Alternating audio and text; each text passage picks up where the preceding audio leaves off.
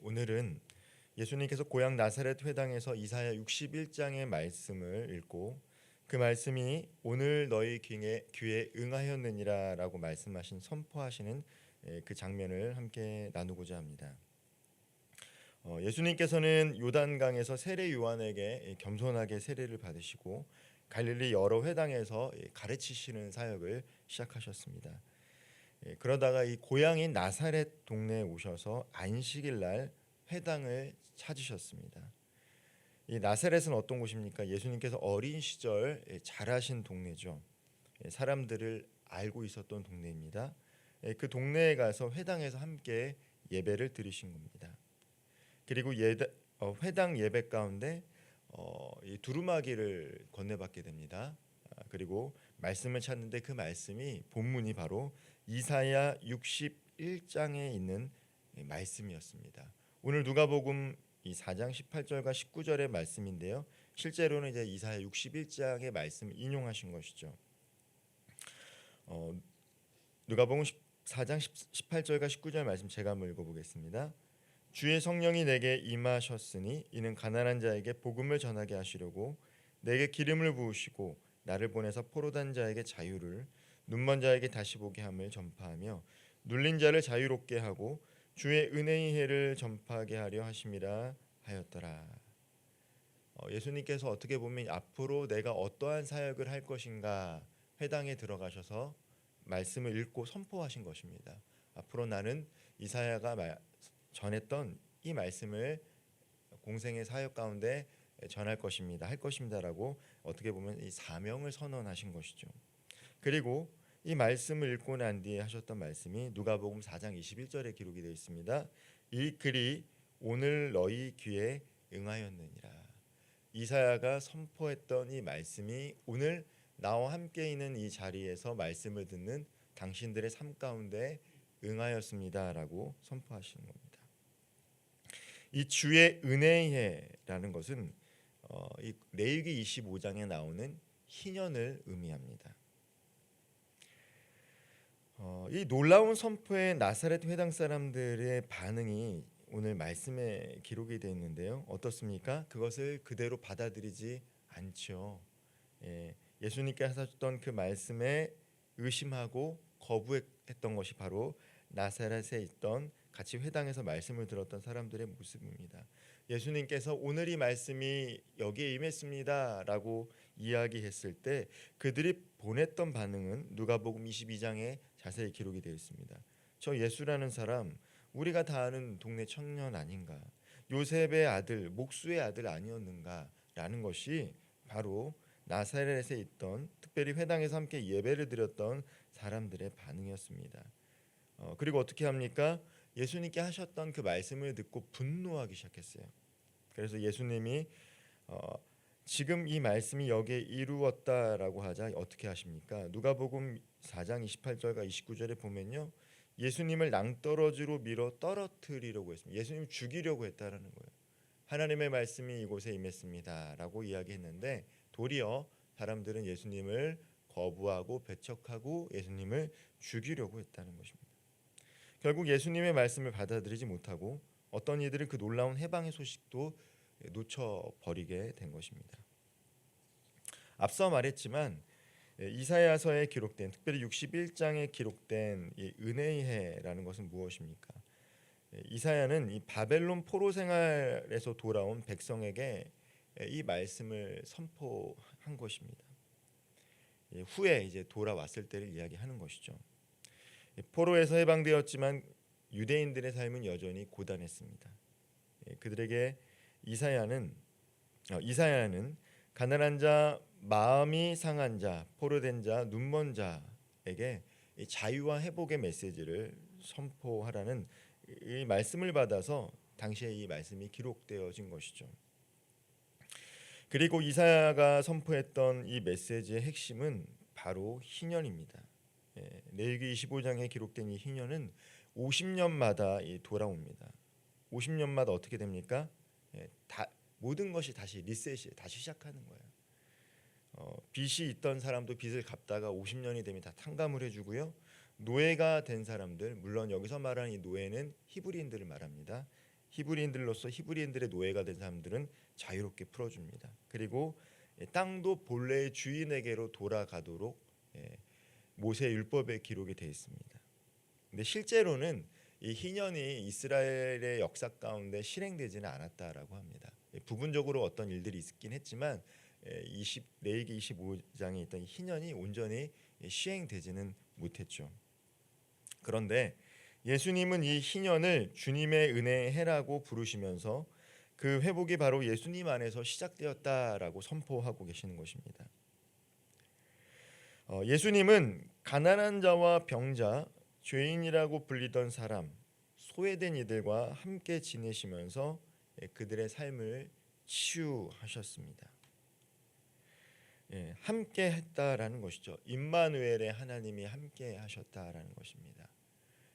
실제로 우리가 말씀을 예수님께 선포하셨지만 예수님께서 말씀을 선포하신 것도 중요하지만 예수님은 그들과 함께 하셨다라는 것이죠. 왜 우리가 선교사가 왜 필요합니까? 오늘날 이 기독교 방송이 있어서 성경을 가르칠 수도 있고 설교를 들을 수도 있습니다.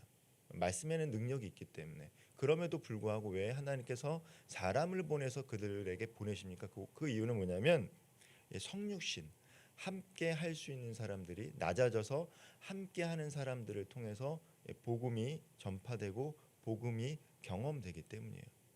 우리가 아무리 좋은 설교를 듣고 설교집을 읽다 하더라도 쉽게 사람이 바뀔 것 같지만 바뀌지 않습니다. 복음이라는 것은 그렇게 일어나는 것만은 아니라는 거예요. 낮아져서 함께하는 가운데 체험하는 가운데 변화가 되는 것이죠. 예수님께서 하늘에 계셔서 말씀만 전하셔도 되는데 인간의 몸을 입고 오셔서 친히 가난한 자와 병자와 죄인이라 불리던 사람들과 소외된 이들과 함께 하시면서 그들의 삶을 치유하셨다는 겁니다. 눈먼 사람들의 눈을 뜨게 하시고요, 포로된 자들에게 새 소망을 주셨고 무거운 짐을 짐진 자들을 일으켜 세워주셨습니다. 겉으로 볼 때 그 당시 이스라엘 백성들은 매우 이 억압적인 구조에서 살아가고 있었습니다. 그래서 예수님께서 이 땅에 오셨을 때 제자들이 예수님에게 기대했던 것은 무엇입니까? 이 정치적인 혁명이었어요. 실제로는 예수님께서 이제 예루살렘에 입성하면 로마를 무찌르고 이제 우리가 다윗 때와 같이 나라도 부강해지고 정치적으로 안정되고 또 예수님께서 오병이어의 기적을 통해서 먹을 것을 주셨기 때문에 우리의 왕이 우리를 배부르게 할 것이다라고 생각을 했습니다. 그런데 어떻습니까? 예수님께서는 그런 방식으로 이스라엘 백성들을 구원하지 않으시고 우리를 구원하지 않으셨어요. 예수님께서는 진정으로 가난하고 상처 입고 억눌린 영혼을 자유케 하시려고 친히 십자가에 달려 죽음을 택하셨습니다. 죄와 죽음의 권세가 더 이상 우리를 지배하지 못한다라는 것은 궁극적인 해방을 이루셨다라는 것이죠. 진정한 희년은 예수님께서 십자가의 죽으심으로 이루어진 것입니다.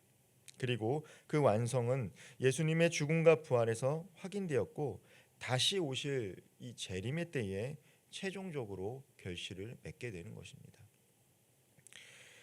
물론 현실을 보면 여전히 부익부 빈익빈, 외로움과 상처, 갈등과 억압과 폭력이 난무하는 이 현실의 삶을 우리는 목도하고 살아갑니다. 그래서 우리들 가운데서도 교회에서 예배를 드리고 있지만 세상에서는 여전히 불의가 판치고 폭력이 억압되는 이 현실 속에 뭐가 달라질 수 있을까라고 의문을 품고 계시는 성도님들도 계십니다. 때로는 저도 그러한 생각이 들 때가 있습니다. 하나님이 계신데 왜 이러한 참상들, 억압이 여전히 해소되지 않을까? 그러나 우리가 이 예수님의 선언을 통해서 오늘 이 말씀이 다 응했다라는 것은 뭐냐면 이미와 아직의 그 사이에 우리가 있다라는 거예요. 예수님이 오셨음으로 말미암아 이미 그러한 자유와 해방이 시작되었지만 예수님이 재림하실 때까지 아직 이루어지지 않은 이 그 긴장의 사이에 우리가 살고 있다는 것입니다. 이미 우리에게 하나님 나라의 빛이 임했지만 온전한 성취는 예수님의 재림인 종말의 때가 될 것입니다. 믿음 안에서 우리는 죄와 죽음에 매이지 않고 하나님의 자녀로 사는 자유를 부분적으로나마 지금 누리고 있는 것이죠. 그리고 종말에 예수님이 재림하실 때는 완벽하게 완성될 새 하늘과 새 땅, 신천지를 바라보며 여기서부터 그 길을 우리는 걸어가고 있는 것입니다. 중요한 점은 예수님의 말씀을 과연 우리가 나사렛 사람들과 같이 그 회당 안에 있던 사람들과 같이 거부할 것인가 아니면 붙들 것인가라는 것이죠. 세상이 강조하는 것은 무엇입니까? 풍요와 안락을 주된 목표로 삼습니다. 그렇기 때문에 예수님께서 선포하셨던 가난한 자를 위한 복음과 희년의 선언은 이미 많은 것들을 가진 사람들에게는 매우 부담스럽게 들릴 수밖에 없는 메시지입니다. 그러나 영적으로 마음이 가난해지고 낮아진다면 오직 하나님께 소망을 두는 삶을 살아갈 수 있게 됨을 우리는 말씀을 통해 깨닫게 됩니다. 우리도 죄의식과 두려움과 억눌림과 외로움에 갇힐 때가 있습니다. 예수를 믿고 복음을 받아들이고 주일날 예배를 드리고 믿음의 공동체 안에 있지만 때로 우리는 죄의식을 느낄 때가 있고요. 세상을 살아가며 두려움을 느끼고 억눌림을 당할 때가 있고 외로움을 느낄 때가 있는 것이 현실입니다. 그러나 우리 안에 이미 예수님의 복음이 들어왔기 때문에 우리는 죄사함과 영원한 생명의 약속을 받았고 이미 우리 안에 성령으로 말미암아 하나님 나라를 경험하는 씨앗을 허락하신 것입니다. 고난 가운데도 하나님의 은혜를 구할 수 있는 것, 일용한 양식에 감사할 수 있는 것, 때로는 미워하고 싶은 사람임에도 불구하고 서로 사랑하고 섬기려고 하는 것, 이것이 이미 우리 안에 하나님의 나라가 시작됐다라는 것이죠. 그리고 완전한 것은 주님이 재림하실 때 이루어질 것입니다.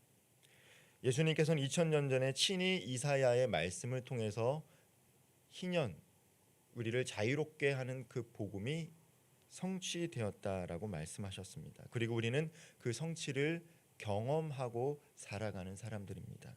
온전하진 않지만 하나님 나라를 경험하고 이미 우리에게 시작된 그 하나님 나라가 온전히 이루어질 수 있도록 오늘도 하나님의 은혜를 구하고 일용한 양식에 감사하며 서로 사랑하는 삶을 살아갈 수 있는 복된 성도님들 되시기를 주님의 이름으로 축원드리겠습니다.